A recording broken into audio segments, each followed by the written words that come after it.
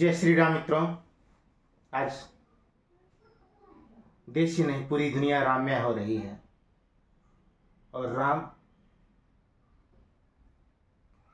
का मतलब ही मर्यादा हो जाता है, एक अनुशासन, एक उत्तम प्रकृति जो अगर पुरुष के साथ मिल जाए तो उसे मर्यादा पुरुषोत्तम बना देता है। मित्रों, मैं इस अपने YouTube चैनल पर अपनी वीडियो निजी कारणवश डालने से परहेज करता हूं, पर कुछ मित्रों का सुझाव बहुत बार आया कि आप अपना एक वीडियो जरूर दें। तो उन आग्रहों को स्वीकार करते हुए मैं अपने एक Facebook post central dogma of human genesis को इस वीडियो में आपके समक्ष प्रस्तुत कर रहा हूं। उम्मीद करता हूं आपको यह वीडियो पसंद आएगा। बिल्कुल अनप्रोफेशनल वीडियो, ना कोई मेरे पास कैमरामैन है, ना कोई साउंड रिकॉर्डिंग सिस्टम है। मैं अपने मोबाइल में अकेले लगाकर यह वीडियो डाल रहा हूं। पता नहीं कैसा बनेगा, जैसा भी बनेगा कमेंट बॉक्स में अपनी प्रतिक्रिया जरूर दीजिएगा। विचारों का जिंदा रहना बहुत जरूरी है। विचार शून्य मनुष्य का कोई अस्तित्व नहीं है। और विचारों का सृजन कहां से आरंभ होता है? जाहिर है मस्तिष्क से। जैसा कि मैंने इस वीडियो का शीर्षक बतलाया, central dogma of human genesis. Central dogma एक बायोलॉजी का टर्म है जो कि वाटसन एंड क्रिक जो साइंटिस्ट थे जिन्होंने double helical structure of DNA की खोज की थी, उनका दिया हुआ है, जिसमें यह बतलाया गया है कि सबका जड़ डीएनए होता है। डीएनए जिससे आरएनए बनता है, आरएनए जिससे प्रोटीन बनता है, और प्रोटीन ही हमारे फिनोटाइप्स को डिसाइड करते हैं। ये थोड़े से साइंटिफिक टर्म है। मैं इसे अगर आसान शब्दों में कहूं तो ये जो प्रोटीन और फिनोटाइप्स हैं, फिनोटाइप मतलब हमारी पर्सनालिटी, हमारी वह रूप जो दुनिया देखती है।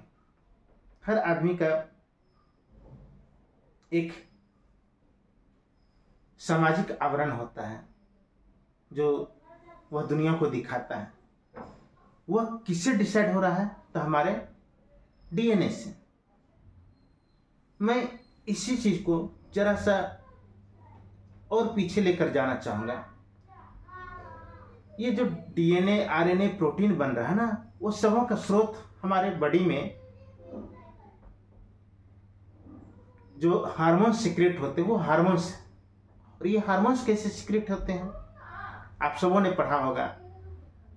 हार्मोन्स को कंट्रोल करने के लिए रेगुलेटिंग फैक्टर होते हैं जो कि प्राय हमारे मस्तिष्क में पिट्यूटरी ग्लैंड के आसपास होते हैं। और वो रेगुलेटिंग फैक्टर के सक्रिय होने या निष्क्रिय होने की वजह से हमारे शरीर में उस तरह के हार्मोन का स्राव होता है।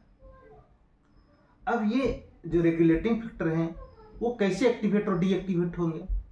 जाहिर है हम किस तरह के माहौल में रहते हैं, हमारे विचारों में किस तरह का प्रवाह है, हम किस तरह के टेक्स्ट को पढ़ रहे हैं, किस तरह के साहित्य को पढ़ रहे हैं, हमारी इंद्रियां किस तरह के सूचनाओं को संग्रह कर रही है, जो हमारा सेंस ऑर्गन है। आजकल ऑडियो विजुअल का जमाना है, जैसे जितना अच्छे से मेरे फेसबुक पोस्ट को पढ़कर आप समझे होंगे, शायद उससे बेहतर आपको ये ऑडियो वीडियो पसंद आए। क्योंकि लर्निंग सिर्फ टेक्स्ट की जगह ऑडियो विजुअल अगर जुड़ जाता है तो उसका इम्पैक्ट ज्यादा होता है। तो हमारे विचारों का सृजन हमारे साहित्य से होता है, हमारे शास्त्र से होता है। हम किस तरह के साहित्य पढ़ रहे हैं, किस तरह के शास्त्र पढ़ रहे हैं। मान लीजिए अभी आपने रामायण पढ़ा और रामायण में हमने देखा एक चौपाई है, प्रातः काल उठे रघुनाथा, माता पिता के शीश नवाता। तो शायद हमारे अंदर ये प्रवृत्ति जगे कि मैं भी सुबह सोकर उठूं तो अपने माता पिता के शीश नवाऊं, उन्हें चरण स्पर्श करूं। रामायण में हमने पढ़ा कि जब भगवान राम वनवास की ओर जा रहे हैं तो अपने साथ अयोध्या की माटी का टुकड़ा ले जा रहे हैं, जिसे वो पिंड बनाकर प्रतिदिन पूजा करते हैं। यह उनका मातृभूमि के प्रति स्नेह दिखाता है। तो शायद हमें भी अपने भारतवर्ष की माटी के प्रति, अपने जन्मभूमि की माटी के प्रति एक लगाव पैदा हो और हम दुनिया के किसी कोने में रहें, अपने राष्ट्र, अपने राज्य, अपने ग्राम के प्रति हमारा अनुराग जिंदा रहे। तो साहित्य हम कैसा पढ़ते हैं उससे हमारे विचार का निर्माण होता है, और जैसे विचार हमारे दिमाग में हमेशा बनते रहेंगे वैसे ही हमारे हार्मोन्स सीक्रेट होंगे। हमारी बॉडी उस तरह के हार्मोन्स का रिलीज करेंगे, और ये हार्मोन हमारी बॉडी में प्रोटीन बनाते हैं। और ये प्रोटीन, जैसा मैंने बतलाया, ये हमारे फिनोटाइप्स यानी हमारे बाह्य लक्षणों को निर्धारित करते हैं। तो हम क्रोधित रहते हैं प्रोटीन के हार्मोन की वजह से, हम शांत मुस्कुराते हुए रहते हैं हार्मोन की वजह से, हमारे अंदर वासना का प्रभाव बनता है हार्मोन्स की वजह से। ये सब कुछ हमारे हार्मोन को डिसाइड कर रहा है, और हार्मोन को डिसाइड कौन कर रहा है? हमारे विचार डिसाइड कर रहे हैं, और विचार को डिसाइड कौन कर रहा है? हमारे साहित्य डिसाइड कर रहे हैं। इसलिए अच्छे साहित्य का अध्ययन करें। धर्म एक मोरल डिसिप्लिन की बात करता है। धर्म कभी भी लोगों को बांटने का काम नहीं करता है। कुछ लोगों का अक्सर देखता हूं कि हमें मंदिर नहीं चाहिए, रोजगार चाहिए, हमें धर्म नहीं चाहिए, धर्म के नाम पर पाखंड नहीं चाहिए। अरे आपने धर्म को समझा कहाँ? धर्म एक नैतिक अनुशासन की बात करता है। आप बंद कमरे में कोई अपराध करते हैं तो साक्ष्य के अभाव में आप छोड़ सकते हैं, न्यायालय आपको छोड़ सकता है। लेकिन अगर आपके मन में एक भय बैठता है कि मारुत देवता जो पवन है, पवन देवता, वो हर जगह विद्यमान है और बंद कमरे में भी हमारे कृत्यों को देख रहे हैं, वो हमारे कृत्य के अनुसार हमारे कर्म का न्याय करेंगे, तो आपको एक नैतिक अनुशासन में रखता है, और यही धर्म सिखाता है। खैर, हमारा जो पोस्ट है central dogma of human genesis, मानव का जो विकास हुआ है किस क्रम में हुआ है। बायोलॉजी में हमने पढ़ा इवोल्यूशन, और इवोल्यूशन में आपने सब पढ़ा सबसे पहले सृष्टि का निर्माण जो हुआ उसमें जल आया, जल में मछलियां आई, मछलियों के बाद एम्फीबियंस आए, रेप्टाइल्स आए, डायनासोर्स आए, और अंतिम चरण में मैमल्स आए। मैमल्स में चिंपांजी, आदि मानव, और आखिरी सोपान में हम लोग होमोसेपियंस के रूप में आए। क्या आपको लगता है कुछ ऐसा ही हमारे सनातन में भी बतलाया गया है? जो ईश्वर के 10 अवतार, विष्णु के 10 अवतार बतलाए गए हैं, आप उसमें देखिए सबसे प्रथम अवतार मत्स्य अवतार है, मछलियां। उसके बाद कुर्मक अवतार है, कछुए के रूप में, रेप्टाइल्स। फिर मोहिनी अवतार है, बारह अवतार है, नरसिंह अवतार है। 12 जिन्हें हम शुकर कहते हैं, एक शुअर की प्रजाति होती है, और उससे बाद नरसिंह, जिसमें वो मानव तो बन रहा है लेकिन अभी भी उसका जो शरीर ही सिर्फ मानव बना है, मस्तिष्क मानव का नहीं बना हुआ, सिंह जैसा बना हुआ है, मतलब पशु प्रवृत्ति है। शुकर पूर्णतः पशु प्रवृत्ति था, उससे विकसित होकर हम आधे मनुष्य तो बन गए लेकिन मस्तिष्क हमारा पशु प्रवृत्ति का रहा। नरसिंह के बाद वामन अवतार, हम मनुष्य बन गए लेकिन बहुत बौने रहे, हमारा कद बहुत छोटा रहा। हमारे आदि मानव भी बहुत बौने होते थे, गुफाओं में रहते थे। और वामन अवतार के बाद राम। शायद आपको आश्चर्य हो कि होमोसेपियंस के पहले जो आदमी की प्रजाति, उसमें एक रामापिथेकस भी है, शिवापिथेकस भी है, ऑस्ट्रेलोपिथेकस भी है।